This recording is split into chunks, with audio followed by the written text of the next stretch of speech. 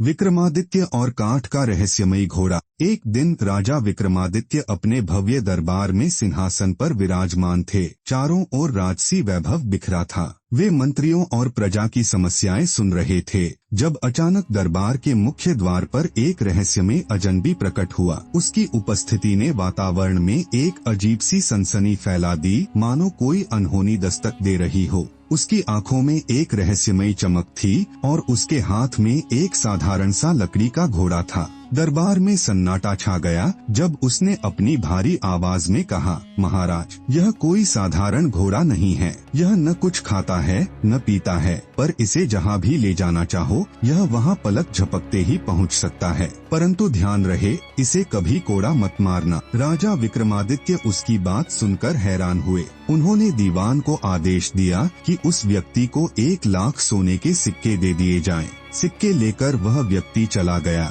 लेकिन राजा के मन में घोड़े की सच्चाई जानने की तीव्र जिज्ञासा बनी रही। कुछ दिनों बाद राजा ने घोड़े का परीक्षण करने का निर्णय लिया। वे उस पर सवार हुए और सोचने लगे, क्या सच में यह घोड़ा किसी जादू से कम नहीं। उत्सुकता में उन्होंने घोड़े को कोड़े से मार दिया और घोड़ा हवा में उड़ने लगा। राजा को लगा कि वे आसमान में किसी और ही लोक की ओर बढ़ रहे हैं। अचानक से घोड़ा बेकाबू हो गया और समुद्र पार ले जाकर उन्हें एक भयानक अंधकारमय जंगल में फेंक दिया, जहां चारों ओर अजीब आवाजें गूंज रही थीं। विक्रमादित्य उठे, चारों ओर नजर दौड़ाई। चारों तरफ घना अंधकारमय जंगल, दूर दूर तक कोई इंसानी निशान नहीं। विक्रमादित्य 10 दिनों तक उसी भयानक जंगल में भटकते रहे। भटकते भटकते एक दिन उन्हें एक रहस्यमयी गुफा दिखाई दी, जो घने पेड़ों और अंधकार में छिपी हुई थी। गुफा के बाहर 2 कुएं थे और एक विशाल वृक्ष पर एक बंदरिया बैठी थी। वह कभी नीचे आती, कभी ऊपर चढ़ती। अचानक गुफा से एक तांत्रिक बाहर निकला। विक्रमादित्य उसे देखते ही तुरंत पास की झाड़ियों में छिप गए और वहीं से सब ध्यान से देखने लगे। उन्होंने देखा कि उसने कुएं से पानी निकाला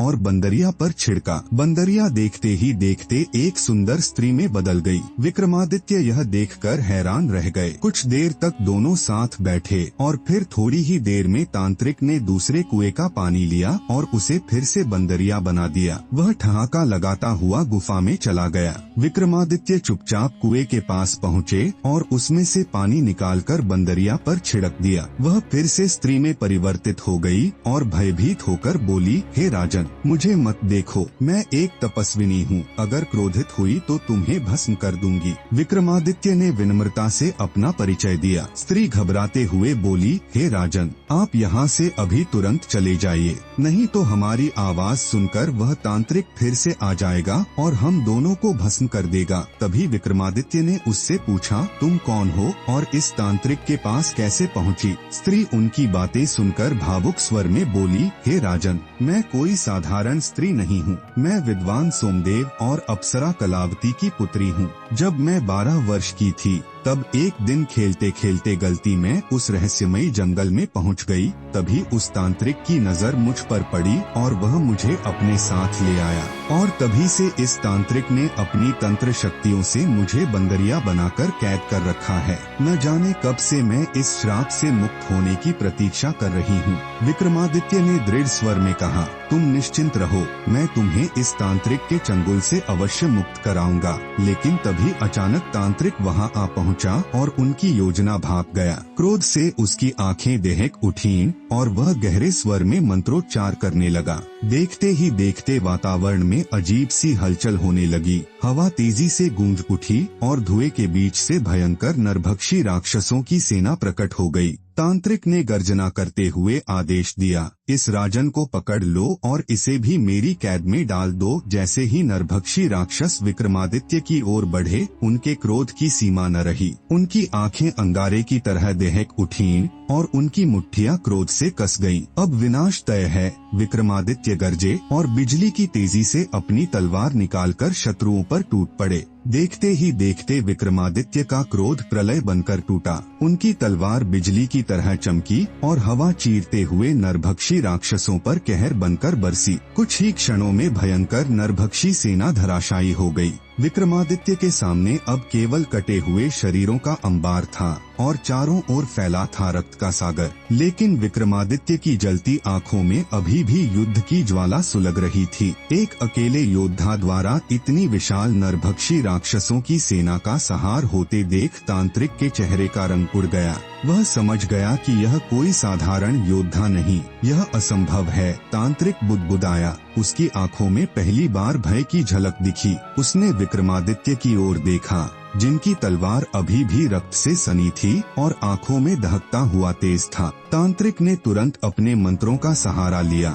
लेकिन अब वह जान चुका था विक्रमादित्य को हराना आसान नहीं। तांत्रिक ने देखा कि राक्षसों की सेना समाप्त हो चुकी है तो उसकी आंखों में भय उतर आया, लेकिन अगले ही क्षण उसने अपनी काली शक्तियों का सहारा लेने की ठानी। फिर देखते ही देखते हवा में विलीन हो गया। अगले ही पल वह किसी और दिशा में प्रकट होकर ठहाके लगाने लगा। विक्रमादित्य ने तांत्रिक की मायावी चालें देखी और मन ही मन सोचा, इसे इस तरह हराना कठिन है, यह तो काली शक्तियों से खेल रहा है। तभी उन्होंने अपनी दिव्य बुद्धि का उपयोग किया और तुरंत बेताल का आह्वान किया और बेताल प्रकट हुआ। विक्रमादित्य ने बेताल को अपने साथ घटित हर एक घटना विस्तार से सुनाई। बेताल ने तुरंत ही सारी बातों को भांप लिया और अपनी अलौकिक शक्तियों का प्रयोग किया। बेताल की अद्भुत शक्तियों के सामने तांत्रिक की एक भी चाल काम नहीं आई। बेताल ने बिजली की गति से झपटकर उसके गले को अपने हाथों से जकड़ लिया।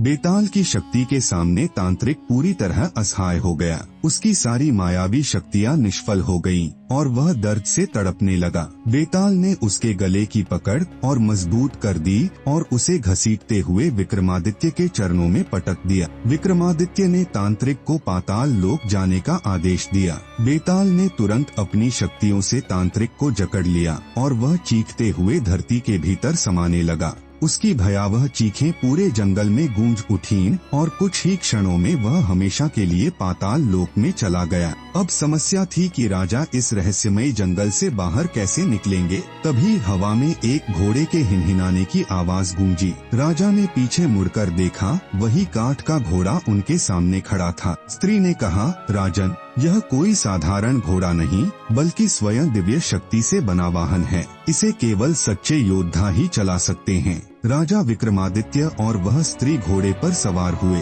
विक्रमादित्य ने धीरे से घोड़े की लगाम थामी और हल्का सा स्पर्श किया। जैसे ही उन्होंने घोड़े को संकेत दिया, वह अचानक हवा में उठने लगा। पलक झपकते ही वह बादलों को चीरता हुआ आकाश में उड़ चला और देखते ही देखते रहस्यमय जंगल उनकी नजरों से ओझल हो गया। स्त्री ने राहत की सांस ली और विक्रमादित्य की ओर देखते हुए कहा, राजन, यदि आप न होते तो मैं कभी इस तांत्रिक के चंगुल से मुक्त नहीं हो पाती। विक्रमादित्य मुस्कुराए और बोले, अब तुम स्वतंत्र हो। राजा विक्रमादित्य और वह स्त्री घोड़े पर सवार होकर महल लौटे। जैसे ही वे राजमहल पहुँचे, पूरे दरबार में उत्सुकता छा गई। विक्रमादित्य ने अपने सेनापति को बुलाया और आदेश दिया, इनका आदर पूर्वक ध्यान रखा जाए और इन्हें सकुशल इनके गंतव्य तक पहुंचाया जाए। स्त्री ने विनम्रता से विक्रमादित्य के चरणों में झुककर धन्यवाद दिया और कहा, राजन, आज आपने मुझे नया जीवन दिया है। मैं सदा आपकी ऋणी रहूंगी।